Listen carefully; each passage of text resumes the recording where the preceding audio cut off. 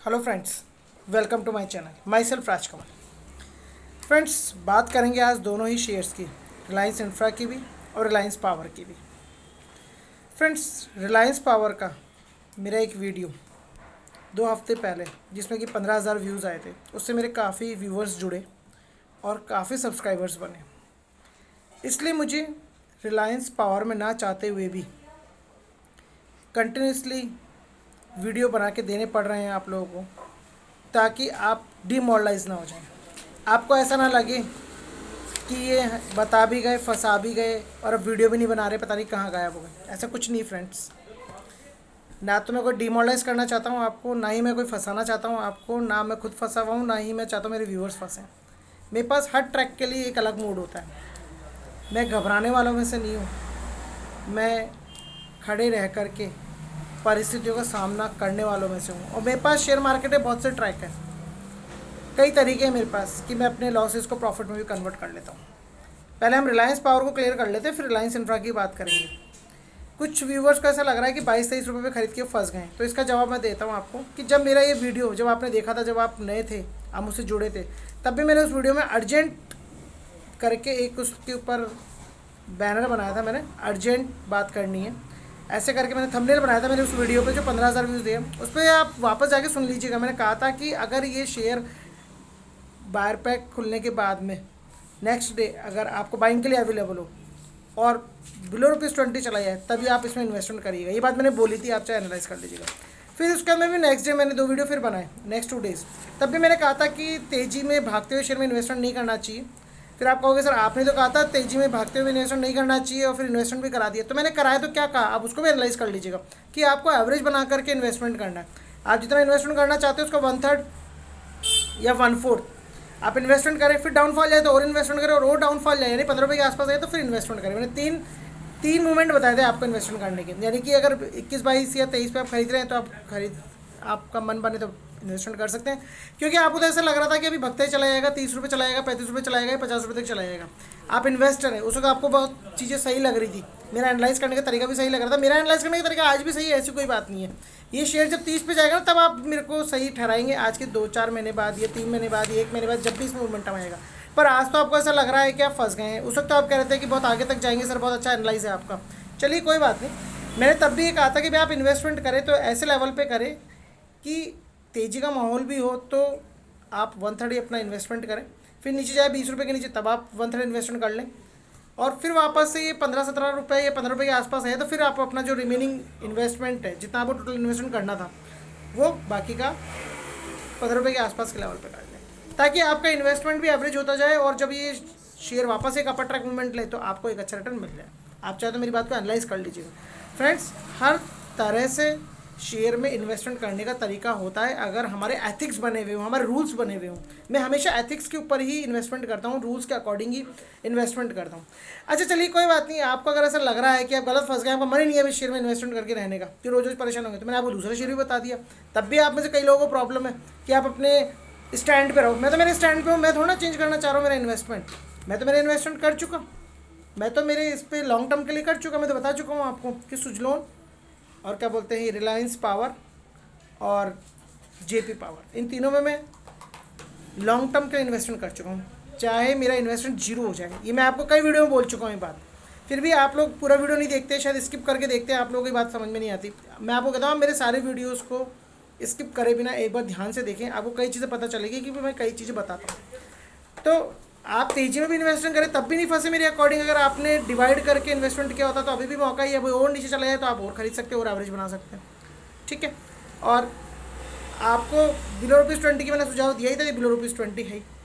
और जब ये 19 से जब 21 चला गया था, एक दिन से अपर सर्किट लगा दिया था, तब भी आपको लगा कि यार आप तो सही बोलते हो। फ्रेंड्स, इन्वेस्टमेंट को टाइम देना पड़ता है। 11 रुपये के आसपास से मैं आप लोगों को इन्वेस्टमेंट की राय देने लगा, क्योंकि उससे पहले वीडियो नहीं बनाता था, और जब मैंने वीडियो बनाना शुरू करा तब ये शेयर 11 रुपये, 14 रुपये या बिलो ₹10 के आसपास ही चलता था, तब से मैं इसमें राय देने लगा हूँ। तो फ्रेंड्स, ये हो गई मेरी दूसरी बात। तो तीसरी बात हम जो करना चाहते हैं वो ये है कि कोई टाइम रिलायंस पावर की जैसे रिलायंस इंफ्रा जो शेयर है वो भी ऐसे ही बिलो ₹20 चला करता था। 22, 27, 2021, ये 2021 में इस कंपनी को प्रॉफिट्स रहे। मैंने अपना रिलायंस इंफ्रा का एक वीडियो बनाया प्रीवियसली, आप चाहे तो उसको वॉच कर लीजिएगा, देख लीजिएगा। तो फ्रेंड्स फिर से एक अपर ट्रैक मूवमेंट लिया 27 रुपये, फिर वापस गया अपर ट्रैक मूवमेंट पे और 32 रुपये 35 रुपये, फिर वापस डाउनफॉल आया 27 रुपये 22 रुपये, फिर वापस अपर ट्रैक मूवमेंट बनाया इसने 40 रुपीज़ तक का।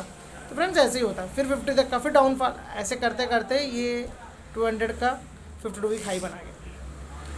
और रिलायंस पावर में भी ऐसे ट्रैक्स चल रहे हैं। मैंने तो उनको ट्रैक्स को बारीकी से देखे क्योंकि मोबाइल मेरे हाथ में रहता है।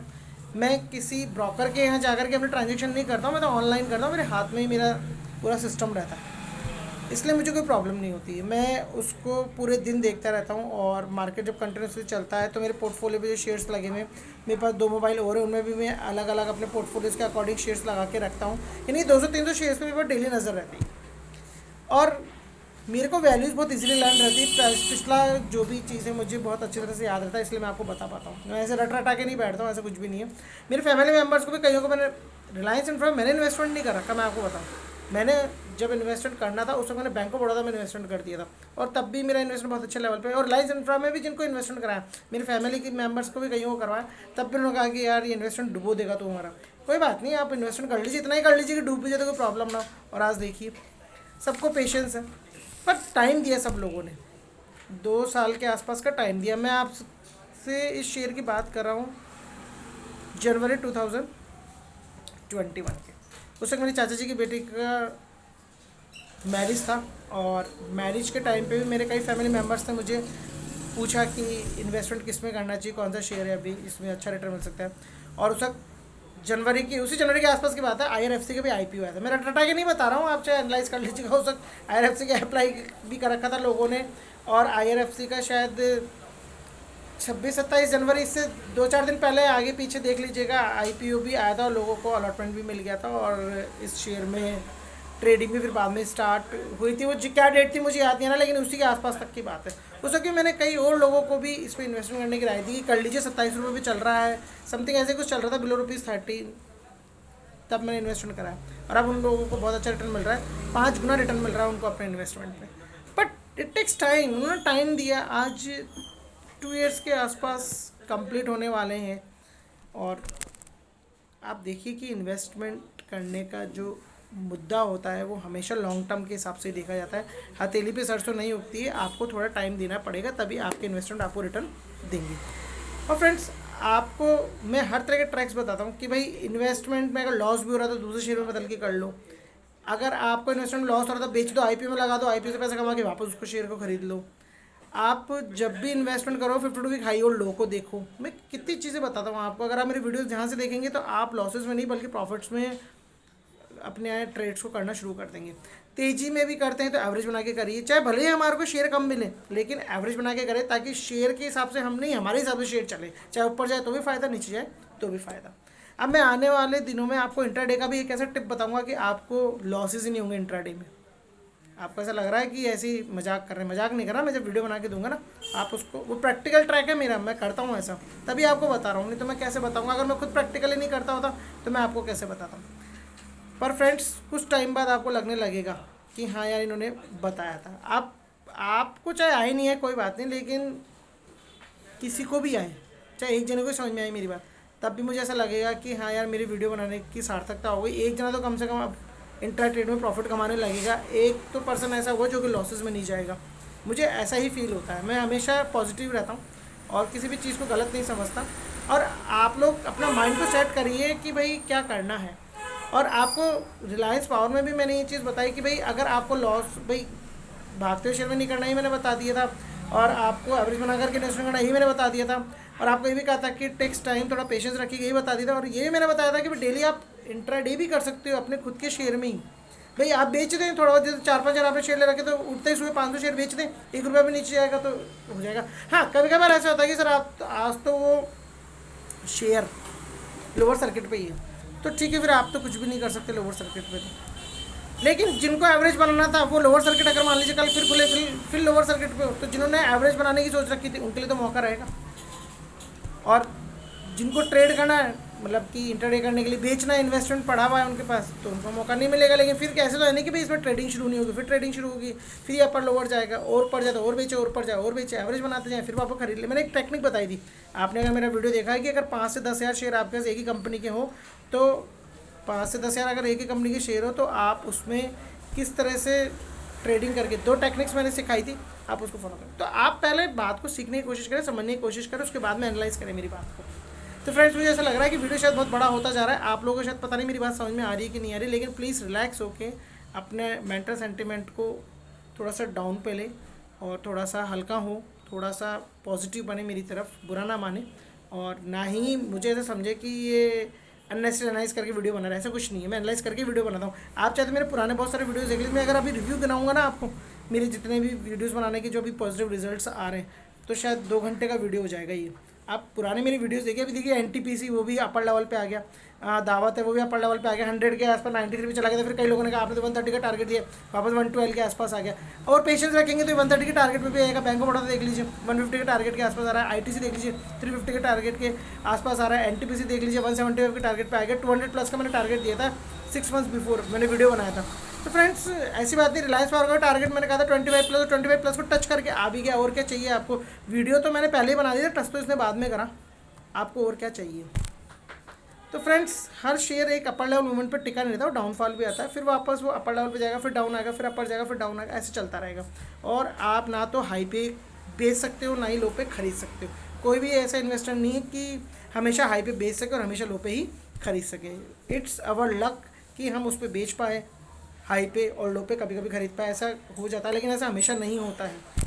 तो फ्रेंड्स, आई होप आपको मेरी पूरी बात समझ में आई होगी वीडियो के थ्रू, और मैं चाहता हूँ आप पॉजिटिव रहें मेरे साथ में, एनालाइज करें मेरी बात को, टेक्निक सीखें मेरे से। मैं ऐसी पूरी कोशिश कर रहा हूँ कि आप लोगों के लॉसेस को बिल्कुल कवर अप कर दूँ। और आप अगर कहीं और लॉसेस में भी चल रहे हैं तो प्लीज़ आप मुझे बताएं, कमेंट सेक्शन में डाल दें, मैं कोशिश करूँगा। और मैंने देखिए LIC वाले के लिए भी कहा था कि 440 की 450 के आसपास क्या बोलता है SBI का शेयर चल रहा था, और ये शेयर 880 के आसपास चल रहा था LIC का। मैंने कहा था बेच दीजिए, लॉस होगा। और ये क्या बोलते हैं SBI का शेयर ले लीजिए। SBI का शेयर देखिए 550 का देखिए, मैंने SBI के शेयर का तो वैसे टारगेट बता दिया था, मेरा प्रीवियस वीडियो देख लीजिए, और अभी 550 के ऊपर ही चल रहा है। तो फ्रेंड्स, इट टेक्स टाइम। मैंने कई वीडियोस 4-5 महीने पहले बनाए, उनके रिजल्ट अब आ रहे हैं, तभी तो व्यूअर्स मेरे से जुड़ रहे हैं। आप अभी नए जुड़े हैं, आप थोड़ा सा पेशेंस रखें और मेरे वीडियो बनाने के तरीके को देखो, प्राइस बताने के तरीके को देखो, मेरे सिस्टम को समझने की कोशिश करो, तब आपको कई चीज़ सीखने को मिलेगी और आप तब सही इन्वेस्टमेंट करना सीख पाएंगे। और एकदम से ही नहीं, 1 लाख रुपये तो एकदम से 1 लाख लगा दिए, कई लोग ऐसे लगा देते हैं। मैं एकदम से पूरा इन्वेस्टमेंट नहीं करता हूँ कभी भी, तो पार्ट्स में करता हूँ, टुकड़ों में करता हूँ, चाहे शेयर ऊपर जाए चाहे नीचे जाए, दोनों तरह से गेम मेरे हाथ में होता है। मैं हमेशा कोशिश यही करता हूँ। तो फ्रेंड्स, अगर मुझे मान लीजिए 1 लाख रुपए में 4000 शेयर्स है, तो मैं 1000 ही खरीदूंगा। आज नीचे गया तो फिर और 1000 खरीद लूँगा, और नीचे गया और 1000 खरीद लूँगा, और नीचे गया और 1000 खरीद लूँगा। कितनी बार नीचे जाएगा, फिर अपर ट्रक्स मूवमेंट भी आएंगे उसके अंदर। और फ्रेंड्स, कुछ प्रोपोर्शनेट तो मैं सुबह होते ही बेच देता हूँ, ताकि उसमें इंट्राडे भी मैं कर सकूँ। स्टॉक मेरा हमेशा मेंटेन होता है। तो फ्रेंड्स, कुछ टेक्निक्स को फॉलो करना पड़ता है, सीखने में भी टाइम लगता है, एनालाइज करने में भी टाइम लगता है, हमारे दिमाग में बैठे वो चीज़ वो भी टाइम लगता है। तो इट टेक्स टाइम। फ्रेंड्स, जो भी कुछ मैंने बताया, प्लीज़ आप उसको सीखने के पर्पज़ से मान के चलिएगा, और ये मान के चलिएगा कि आपको मेरी वीडियो वापस से देखने हैं विदाउट स्किप, और मेरी बात को एक एक समझनी है, तब आपको कई चीज़ समझ में आएंगी। तो फ्रेंड्स, बन रही मेरे चैनल पे मेरे साथ मोटिवेट कीजिए मुझे, ताकि मैं इस तरह की वीडियोस बना करके आपको देता रहूँ और आपको पूरी हेल्प करता रहूँ। और आप जो भी फाइनेंशियल डिसीजन ले, अपने फाइनेंशियल एडवाइज़र से ही हेल्प लेके, उनसे पूछ के ही लें। मेरी चीज़ों से अपग्रेड रहें, मैं ऐसा नहीं कह रहा, लेकिन फिर भी अपना जो भी डिसीजन हो वो फाइनल डिसीजन आपका खुद का होना चाहिए, आपका मन मानना चाहिए, तभी उस चीज़ के लिए आप डिसीजन लें इन्वेस्टमेंट करने के लिए, और वो भी इन्वेस्टमेंट पॉइंट ऑफ व्यू के हिसाब से। Thanks for watching, have a nice time.